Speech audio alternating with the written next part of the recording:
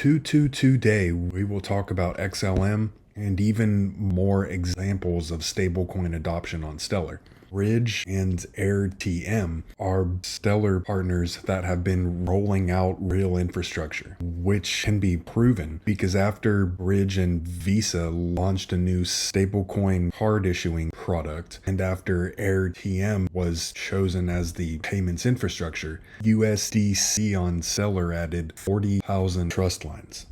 And kind of related to that is how that is being adopted by the corporate travel and expense card company called Ramp, which I actually have at the company that I work for in real life. There's very few innovations quite like stablecoins that have this much potential. Bridge's APIs enable businesses to move funds between fiat and stablecoins. Stablecoins are really important financial infrastructure, but they need to be integrated into today's financial ecosystem. Stablecoin-backed cards will allow Ramp to issue cards in local markets we could never serve before. You're able to build an application that stores and takes advantage of stablecoins, but transactions settle in Mexican pesos or Brazilian reais or whatever other currency your vendor wants. I really believe 2025 is the year of stablecoin going mainstream. Here is the article on that Bridge and Visa partnership, and it pretty much just explains everything that I just talked about. So a little bit more on the stable coin itself. It is called USDB, and it is a programmable, secure stablecoin designed for developers, which is not an explanation that is commonly heard at this point. It is one-to-one backed by fiat and BlackRock money market funds, and it is unique because developers are able to earn rewards off of their balances.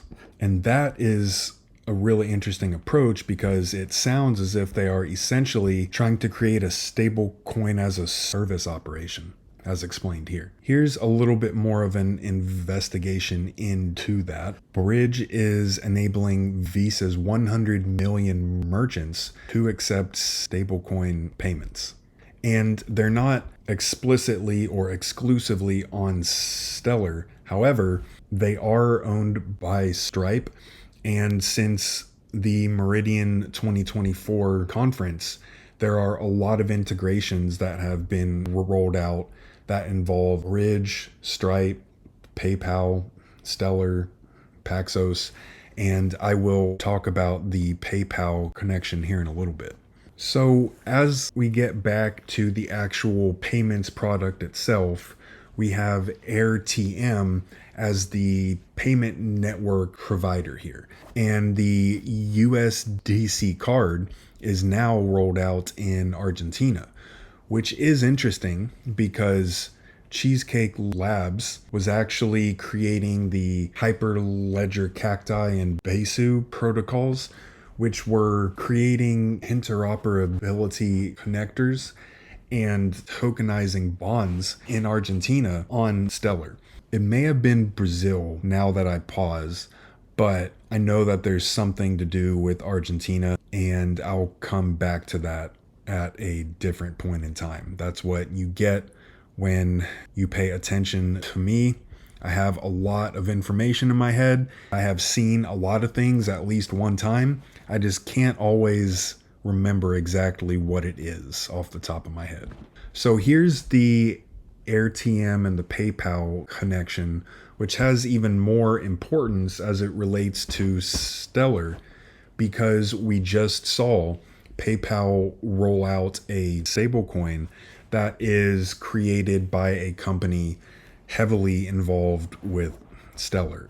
That and the entire PayPal mafia connection history, it's just pretty obvious at this point.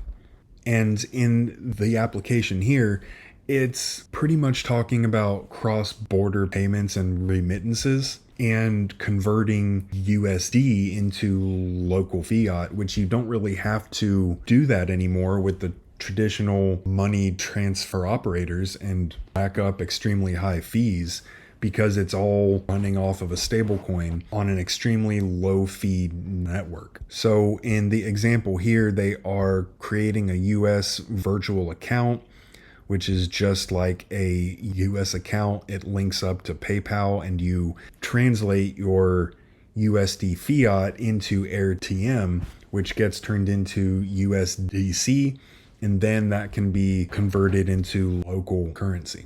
I really do think that the PayPal stablecoin will be very, very important because from what I've seen, they are the top payment processor either in the US or in the world. I can't remember which. And it's not by a whole lot. It's only by about 1% of the market share. However, just the fact that PayPal and Stellar have such an interconnected history over time, it makes a lot of sense, and it could or will end up bringing a ton of volume and value to Stellar, especially after we get regulatory clarity, which should be coming out pretty quickly now. Here is another example of Airtm in a heavily remittance economy, which hasn't always been that way, but because of all of the political issues there, it has become extremely important. And that is Venezuela. The relationship of the circle started when, because we had a client, the Venezuelan government, the government in exile, or the official government, they needed to deliver payments back to Venezuela during COVID. We knew that Circle and the Circle team not only had access to money that was compatible with Airtm, they were willing to do whatever it took to facilitate the flow, which was a very complex flow because, assets came from the US government. They were seized assets and give them local currency instead. That hub was worth up to 30% of people's money. So people were willing to pay 30% of the money they earned online, got paid in PayPal, just to cash out because they needed it today. That's the value of having money in your bank account 7 days sooner. That to us was a huge insight. It was what sort of shaped Airtm's course and is what made us see the inefficiencies in the current sort of e-wallet space or the current electronic cross-border payment. And so I guess that was our ground of first-hand experience with the value of electronic money that's borderless. And we've been sort of pioneering that space ever since. Then another sort of pivotal sort of insight we had was when we realized that people in the global south really value dollars, but not everyone can afford to buy dollars. There's oftentimes the infrastructure to buy dollars. Either it's parallel or sort of official, but there is the infrastructure to buy dollars somehow. What people lack is disposable income at the end of the month or a culture of saving. It's very cool for us all to be pushing USDC and other stable coins out to people throughout the global south, and we will find some success, but we will also find the constraints of that product. And the constraints are either there's not a very high culture of saving money, and two, people cannot afford to save at the end of the month. At the same time, people are left with their desire for dollars. And so that's what led us to say, well, how about we help people earn money online? How about we allow people to earn dollars online? And so that's another insight that sort of shaped Airtm. With his explanation there, they are really concentrating on USDC itself. And as I have really begun to comment on how a global financial infrastructure change over to a blockchain technology infrastructure will help the strength of the USD and probably even expand it even more, it is really pertinent to talk about these real world systems that are online right now that are indirectly expanding the strength of the US economy. And here they are essentially talking about why USDC, why Circle, why Bridge, and really all comes down to Stellar. They have the infrastructure, they have the network, they have the validation protocol design to incentivize people to create new applications as well as new infrastructure so that Stellar doesn't actually have to concentrate on it.